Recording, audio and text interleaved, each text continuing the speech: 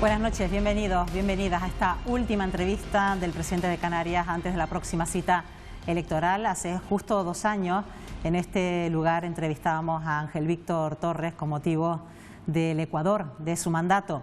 Hoy, después del último pleno del Parlamento de Canarias, queremos hacer balance de estos 4 años de gobierno. Saludamos al presidente. Buenas noches, presidente. Bienvenido.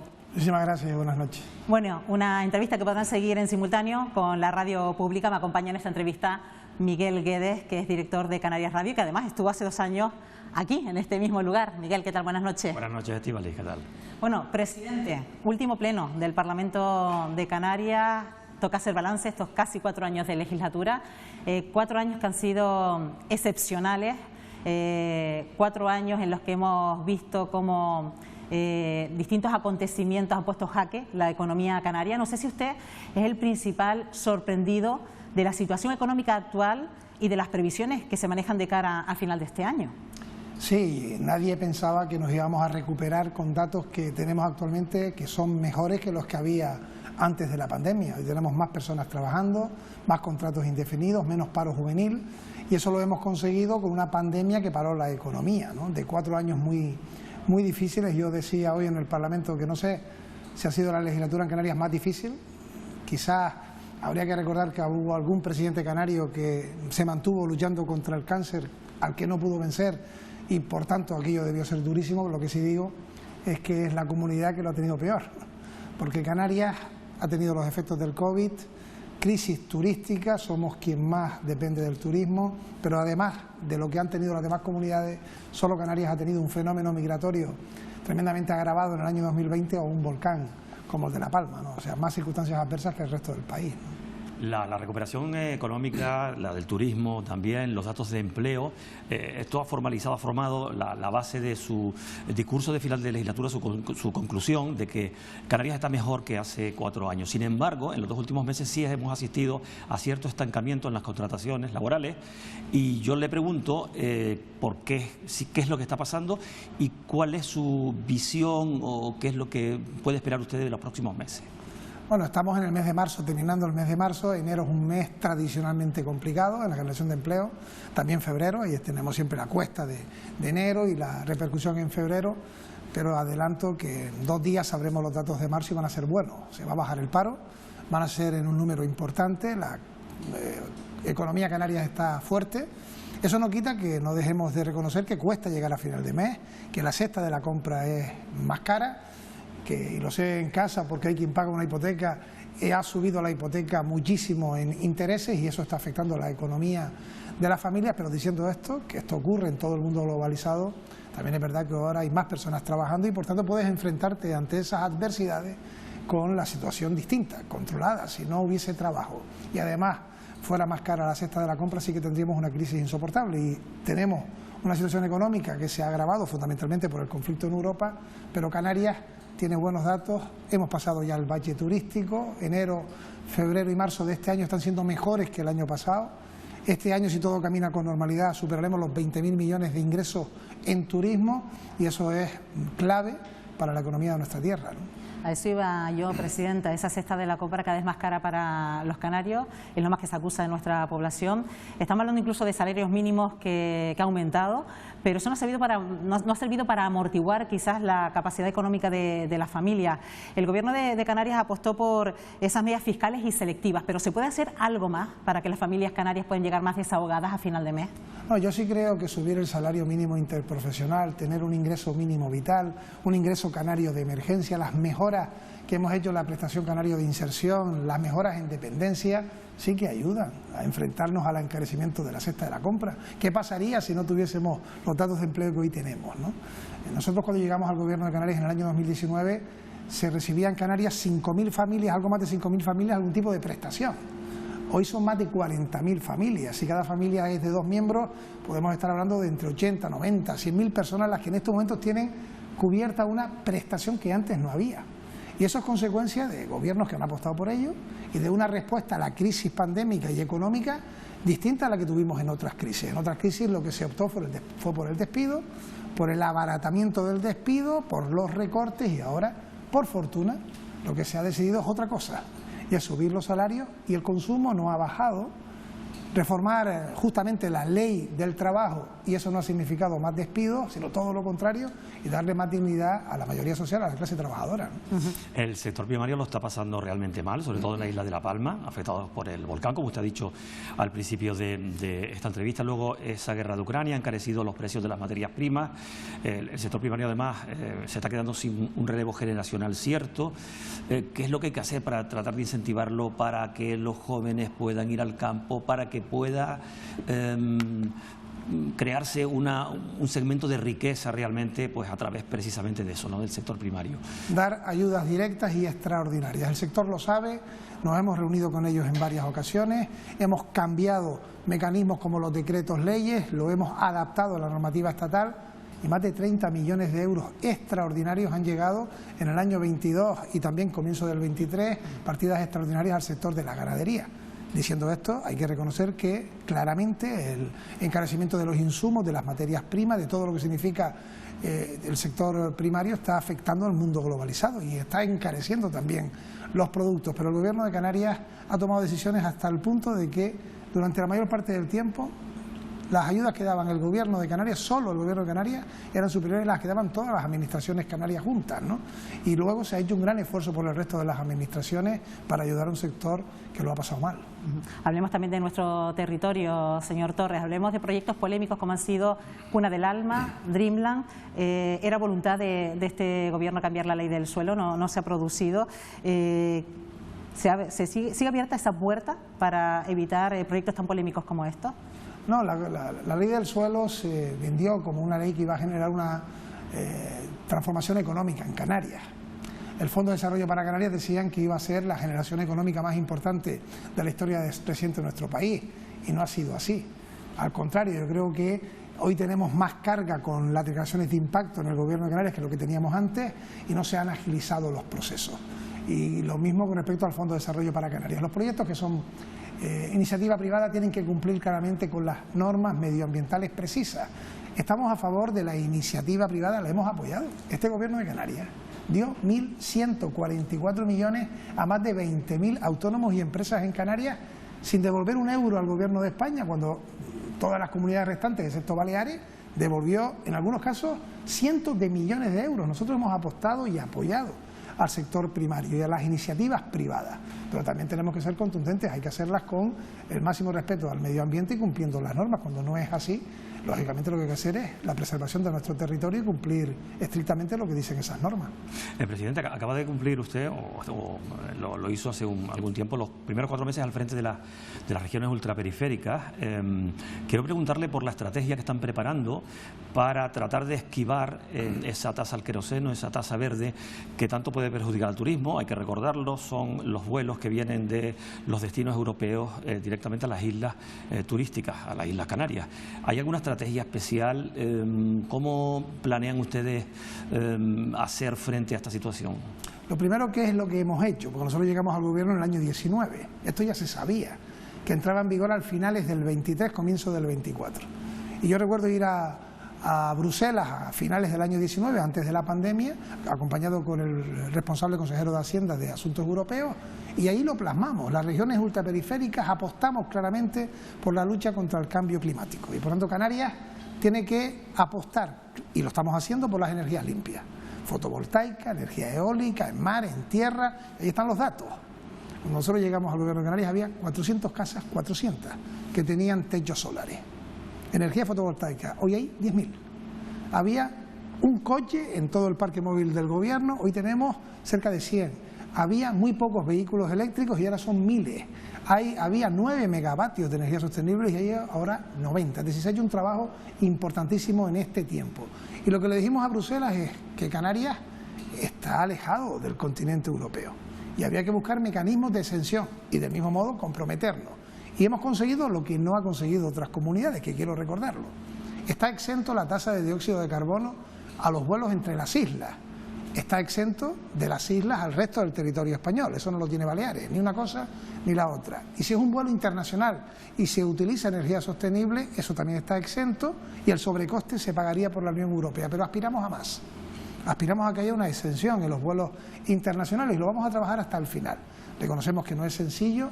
También tengo que decir que la solución no es que carbonicemos el mundo, porque hay algunos que lo que pretenden es que sigamos utilizando el petróleo y el gasoil, y eso no es el futuro que queremos para nuestros hijos.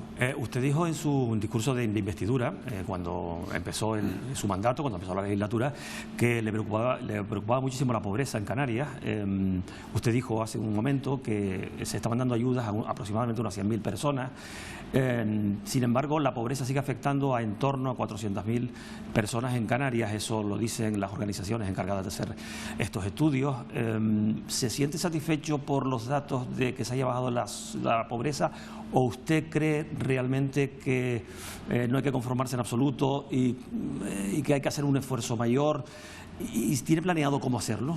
Lo último, yo no puedo estar satisfecho y nadie cuando siga habiendo pobreza. No podremos estar satisfechos de que luchamos contra la violencia machista si hay una víctima machista más, una mujer asesinada, ¿no? Pero también tengo que decir que una cuestión es cómo estamos y otra el origen, cómo estábamos cuando llegamos al gobierno. Y cuando llegamos había menos de 6.000 familias con una prestación y ahora son más de 40.000. Se daban al año 2.000 prestaciones de la dependencia. El año pasado dimos 9.919. Había una situación en la que la prestación canaria de inserción no se había adaptado. Hoy entra en vigor la renta de ciudadanía. La dependencia, por ejemplo, a quien cuidaba a un familiar dependiente, lo que recibían era algo más de 300 euros. Hemos aprobado un decreto para que sean más de 500 euros. Hemos doblado las partidas para los ayuntamientos, que son los que desarrollan los servicios sociales. Lo hemos triplicado a las ONG que trabajan también con los servicios sociales. Y lo que dicen los informes, y yo quiero ser riguroso, es que Canarias tiene un problema estructural e histórico de pobreza, pero también culmina que el escudo social en estos años en Canarias ha funcionado. Que solo hay 3 comunidades que han mejorado frente a los informes anteriores. Una de ellas es Canarias, que hemos conseguido que no entraran en pobreza decenas de miles de personas por las medidas tomadas, pero hay que hacer un esfuerzo. Siempre que hay un pobre no podemos estar satisfechos. Señor Torres, el problema de la vivienda en Canarias es especialmente grave, supongo que estará de acuerdo con nosotros sobre esta cuestión. No contenta a los jóvenes, no contenta a las familias, no contenta a los trabajadores que tratan de desplazarse a las zonas turísticas, porque además tienen problemas en las carreteras donde tienen que hacer colas tremendas. Esto afecta a que también los hoteleros no puedan contratar personal, por lo menos de Canarias, tampoco de fuera, porque también los alquileres están disparados. ¿Cómo hay que acometer esto? Yo sé que han construido ustedes viviendas sociales y hay un plan de vivienda en marcha, pero no parece suficiente. Esto quizás necesitaría una estrategia un poco mayor. ¿Cabe la posibilidad de limitar la venta de viviendas a personas extranjeras, por ejemplo? ¿Se puede estudiar esto? Ese es un debate que tiene 2 vértices. Una es la decisión política y luego también es importantísimo la posibilidad jurídica, ¿no? Y es un debate relevante. Sin embargo, si tú limitas o no limitas la venta a personas que vienen del extranjero, no vas a solventar el derecho constitucional de la vivienda, porque eso lo podrá paliar, solventarlo no. ¿Qué hay que hacer? Lo que se ha hecho, un gran acuerdo institucional, como hemos hecho en el Parlamento de Canarias, con un pacto y un plan, con el voto unánime de todos, también de las plataformas y los colectivos que trabajan el derecho constitucional de la vivienda, y conseguir, punto 1, que los ayuntamientos cedan suelo, como se está haciendo ahora. En estos momentos se están levantando edificios bloque sobre bloque en distintos municipios de Canarias, y no se hacía esto hacía 10 años. Segundo, que tengamos fondos económicos, y en esta ocasión lo tenemos. Hay un plan 2020-2025 que tiene fondos económicos. Hemos ya votado un 40%, más de 300 millones para ayudar en el alquiler social, para comprar a través de Visocam vivienda, para construir, como se está haciendo a través del Instituto Canario de Vivienda, y entregar esas viviendas a las familias necesitadas, hacer, como lo hemos hecho por decreto, que esas viviendas puedan ser definitivamente de esas familias después de vivir en ellas durante muchísimos años. Y se ha puesto también el reloj en marcha, con un retraso importante, pero también con una actuación que se ha demostrado en estos años está siendo eficiente. Por fin se levantan viviendas en Canarias después de 10 años, incluso en algunas islas. Llevamos sin construir una vivienda social décadas y ya están los proyectos terminados para poder empezar. Hablo, por ejemplo, de la isla de Lanzarote. Y hablemos también de la isla de La Palma, cómo resolver también esa emergencia habitacional que generó el volcán, esa erupción volcánica de Cumbiervieja. Señor Torres, ¿cuántas familias todavía siguen esperando por una vivienda? ¿Cuántas familias siguen a lo mejor hospedadas en hoteles? ¿Qué datos se manejan y qué previsiones hay para resolver esta emergencia? El 19 de septiembre del año 21 se produjo la erupción del volcán a las 3:10 de la tarde. Miles y miles de personas fueron desalojadas de sus casas. La mayoría fueron trasladadas a voluntad propia a casas de familiares y de amigos, en un gesto solidario sin precedentes. Se abrió un cuartel a las 24 horas y automáticamente buscamos hoteles para quienes querían estar en un lugar mejor. Y eso lo hicimos en la primera semana de la erupción. No habían pasado 7 días y habíamos abierto una oficina donde no había ni internet, ni personal, ni muebles, pero hacía falta un lugar abierto para responder primero psicológicamente a quien venía a escuchar una voz amable, tras haber perdido el terreno o la casa, como ocurrió en muchos de los vecinos de los 3 municipios afectados. Y lo hicimos en consenso, con administraciones con colores políticos distintos, diciéndonos, afectados que estaban en aquel cuartel y habían perdido todo, a los responsables políticos, que separásemos las diferencias. El presidente del Cabildo es de una formación política, yo soy de otra, el alcalde del Paso de una tercera, que separáramos las diferencias políticas y camináramos de la mano. Yo reconozco que es imposible que ningún palmero que ha perdido su casa, el lugar donde jugaban sus hijos, el colegio que tenía en Todoque, en La Laguna, en los Campitos, pueda estar feliz ante una casa que se le haya dado un aporte económico, porque no vas a solventar desde lo material lo que incluso siendo material formaba parte de tu vida y jamás pensaste que ibas a perder. Diciendo esto, no hay ejemplo anterior que pueda compararse a la respuesta rápida y económicamente alta que se ha dado con los vecinos de La Palma. Y pongo un ejemplo claro. Nosotros hemos entregado en La Palma 300 viviendas a personas que han perdido su única casa. Todos los que han perdido su única casa. Hay quienes no pueden ir a Puerto Naos de la Bombilla, pero sus casas están allí, es por los gases. Pero quien ha perdido su casa, su única casa, ha tenido una respuesta habitacional. 300 son todas las que hemos entregado en Canarias. Priorizamos la isla de La Palma. Junto a ellos, los que tenían seguro han cobrado el seguro. Además han recibido del Gobierno de España 60.000 euros. Están recibiendo del Gobierno de Canarias hasta 30.000, 10.000 del Cabildo, en seres. Es decir, la ayuda ha sido importante. Pero termino, sé que es larga la respuesta, reconociendo que con todo el dinero que se le pueda entregar y todo el esfuerzo, no podremos nunca compensar el dolor perdido. También creo que hay que ser justo. Se ha hecho un esfuerzo tremendo por parte de las administraciones. Hablemos también de sanidad y educación, señor Torres. Es un gobierno que presume de contar con el mayor presupuesto para estos pilares básicos de nuestra sociedad. Sin embargo, si hablamos de hospitales, nos estamos encontrando con un colapso en los pasillos de urgencias de algunos hospitales, con camillas apiladas, con ambulancias que no pueden seguir con su servicio porque esas camillas forman parte de esos pasillos. Esto es un problema de la gestión de recursos, señor Torres. ¿Cuándo va a empezar a notar la ciudadanía quizás las medidas que se han puesto en marcha por parte del Gobierno de Canarias? Bueno, tenemos también otro problema estructural que yo no digo que se haya agravado, sí que no se ha podido solventar por la pandemia. Esta es la legislatura de la lucha contra la pandemia. Y por tanto, prácticamente todas las demás consejerías estaban al servicio de la Consejería de Sanidad. Durante meses, incluso años, todo era sanidad. Y por tanto ahí Canarias se examinó. Y por eso yo concluyo que la respuesta que se dio desde el ámbito sanitario en Canarias frente a la pandemia fue muy buena, hasta el punto de que es la comunidad que tuvo menos muertos por 100.000 habitantes de toda España. 103 fallecidos por 100.000 habitantes, cuando la media en España fue de más de 250 personas. Fue la comunidad que tuvo en porcentaje el menor número de fallecidos de más de 60 años. 1,9 frente a más de 3,5% del resto del país. Hicimos las PCR a todos los que estaban en las residencias de mayores, siendo la primera comunidad que lo hacía. Y creo que se dio una respuesta difícil, pero que finalmente hizo que, por suerte, y lamentando cualquier fallecido, hubiera menos fallecidos de los que pudo haber habido en otras circunstancias. Y eso llevó consigo que se paralizaran las operaciones, las consultas. La gente no iba al centro de salud, había miedo de contagio. Todo era luchar contra la pandemia. Una vez que la pandemia, por suerte, ha dejado de ser un temor, porque tenemos que convivir con ella, pero hemos normalizado la vida, automáticamente se abren otra vez las listas de espera, las respuestas en las consultas, al hacerte una prueba diagnóstica. Y tengo los datos de las comunidades. Y no es Canarias de las que más haya empeorado en listas de espera o en demora, al contrario, hemos reducido frente a otras comunidades esa demora, reconociendo que las listas de espera han aumentado. Hay que colocar, por tanto, otra vez el reloj en su lugar. Pero para eso, ¿qué ha hecho este gobierno? Invertir como nunca en la sanidad pública.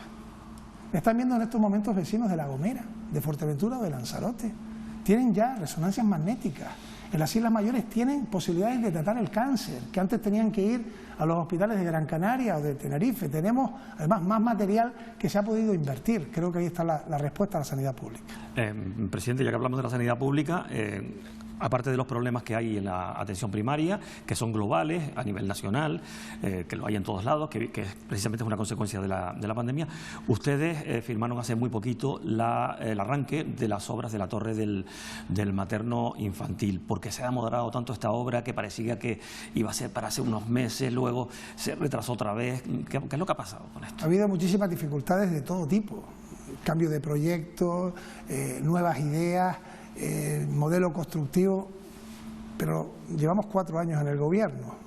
Esta es mi primera ocasión en la que soy presidente, ¿no? Y cuando se me hace la crítica digo, ya empezaron las obras, ya se firmó el acta de replanteo, ya eso no tiene marcha atrás, ya será una realidad y tiene plazos para su ejecución.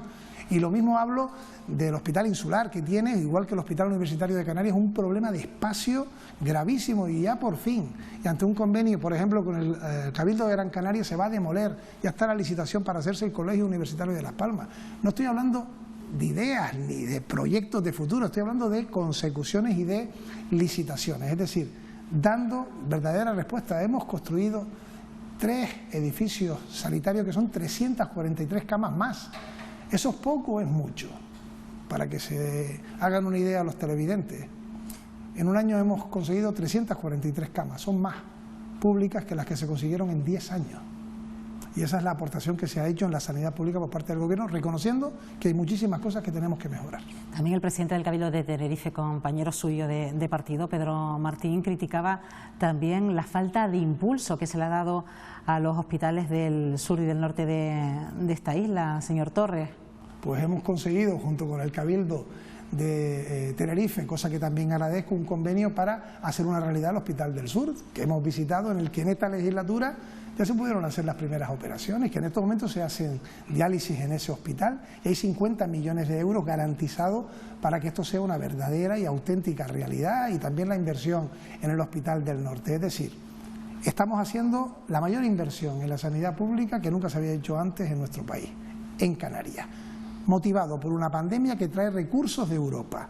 Y esto va a significar un antes y un después. También tengo que decir con claridad que tenemos una gran sanidad. Yo puedo entender las quejas. Tú llegas al hospital y quieres tener cama pronto. Pero diciendo esto, en otros países, y he estado recientemente en Venezuela o en Cuba, primero se mira si tú puedes pagar una operación. Y si no lo puedes pagar, no se te opera. Aquí la sanidad es pública y universal. Y se atiende a cualquier persona y hay que valorarla. Porque ha sido fundamental ese pilar del estado del bienestar. Y exigiendo más, también hay que reconocer el gran trabajo que se hace por los profesionales y también por la inversión que se hace desde lo público. Por cerrar el asunto de la sanidad, hay un tema que a usted desde luego no le agrada, yo sé que no le agrada de ninguna manera, que es el caso mascarillas, que surgía pues antes del verano pasado. En ese caso, que costó además la destitución del responsable del Servicio Canario de la Salud, ustedes dijeron desde el principio, me refiero al gobierno, vamos a intentar recuperar los 4 millones de euros de aquellas mascarillas que además no eran válidas, eran unas mascarillas falsas que se compraron en aquel momento. Le pregunto, ¿cómo están, digamos, esas pesquisas para tratar de encontrar ese dinero? ¿Se ha encontrado algo, algún euro?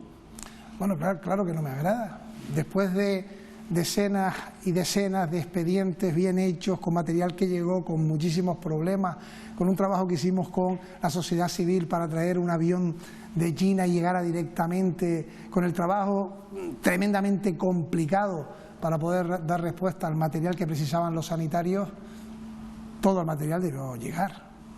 Si se pagaron esos 4 millones por las mascarillas, debieron llegar y ser legales, porque llegaron y fueron quemadas por aduanas. Y por tanto, lo he dicho con claridad, se tiene que recuperar hasta el último euro. ¿No hay rastro por ahora? Perdón que le interrumpa. ¿Perdón? ¿No hay rastro del dinero todavía? Sí, lo que se hizo por parte del Servicio Canario de Salud y también por la Agencia Tributaria, y eso se hizo antes de que se pidiera documentación por parte de la Fiscalía Anticorrupción, fue activar los mecanismos de embargo. Y ya ha respondido el consejero de Sanidad que se han dado pasos y esos embargos están funcionando. Cierto que la ley tributaria nos impide dar información al respecto, porque no es posible, pero se está consiguiendo esos recursos y, por tanto, un asunto que está también judicializado. Lo que vengo a decir es que hay que recuperar hasta el último euro, estoy seguro que así va a ser, y si alguien ha cometido algo que esté fuera de la ley, que lo pague, sin ninguna duda. Este año, en el debate del Estado de la Nacionalidad, hace pues algunas semanas, se coló de una manera inesperada, digamos, el caso mediador, un asunto que tampoco desde luego es agradable y que, en fin, que ha costado, pues, había costado en su día la destitución, no el caso mediador, sino fue por otro asunto de un director general de ganadería, y el anterior director general de ganadería también fue destituido, en este caso como diputado nacional, y dejó además el acta de diputado.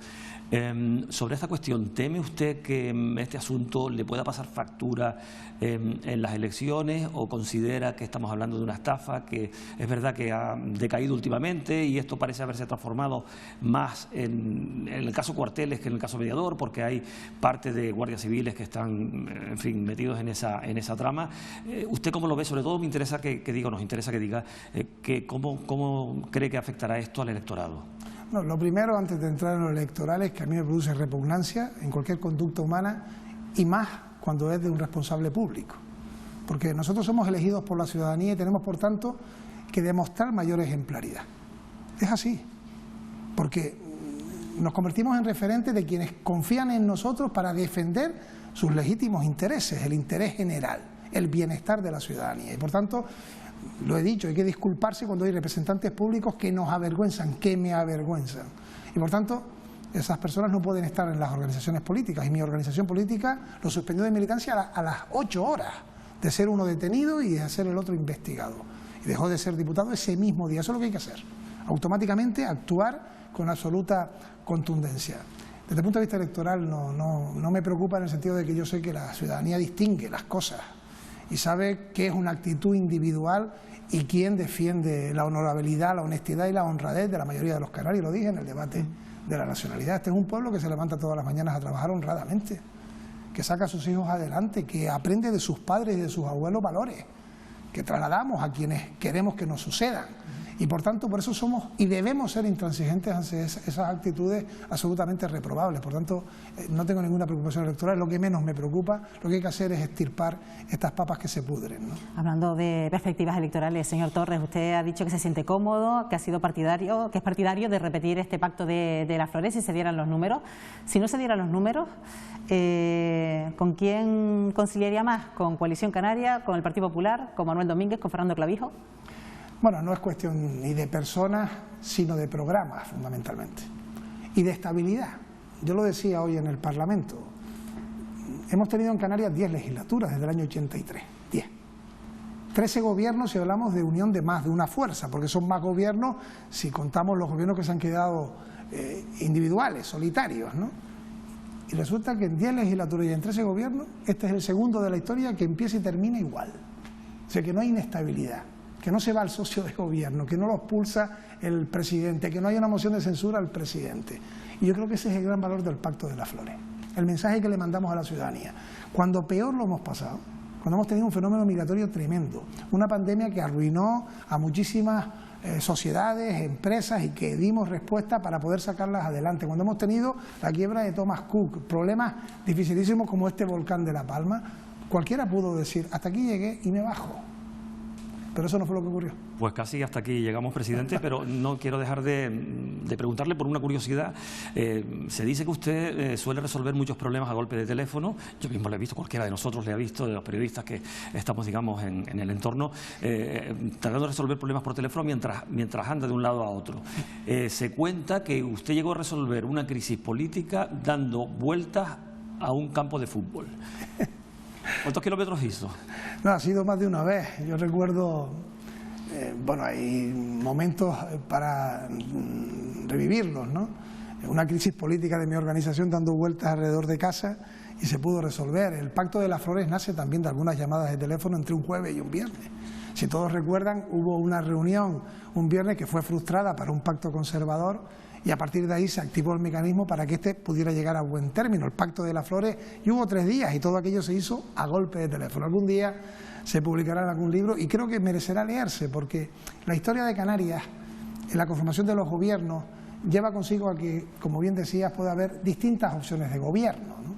Lo importante es que quienes finalmente conformen un gobierno sean los representantes que mayoritariamente quiere la ciudadanía, que lo represente, como digo, de manera honrada y honesta, que compartan un programa, que ese gobierno dure hasta el final si es posible, y lo más importante, que deje ese gobierno en empleo, en prosperidad, en servicios básicos esenciales, mejor que como lo cogió. Mi objetivo es volver a presentarme a estas elecciones y lo que querría, no en el 23, es en el 27, si vuelvo a ser presidente, tener una Canarias mejor que la que hay en el 23, que es lo que prometí en el 19. Y eso es lo que tiene que hacer cualquier gobierno, dejar su labor diciendo hemos hecho lo máximo posible y lo entregamos mejor que como lo recogimos. Bueno, pues han pasado 30 minutos de esta entrevista, señor Torres, justo esta última entrevista antes de la próxima cita electoral y justo cuando hoy se celebraba el último pleno del Parlamento de Canarias. Señor Torres, gracias, buenas noches. Gracias a ustedes. Miguel Guedé, ha sido un placer. Un placer, el placer es mío. Hasta la próxima ocasión. Y aquí le dejamos con esta última entrevista, como decimos, a Ángel Víctor Torres, casi agotando esta legislatura. Muy buenas noches. Sigue en compañía de Radio y Televisión Canaria.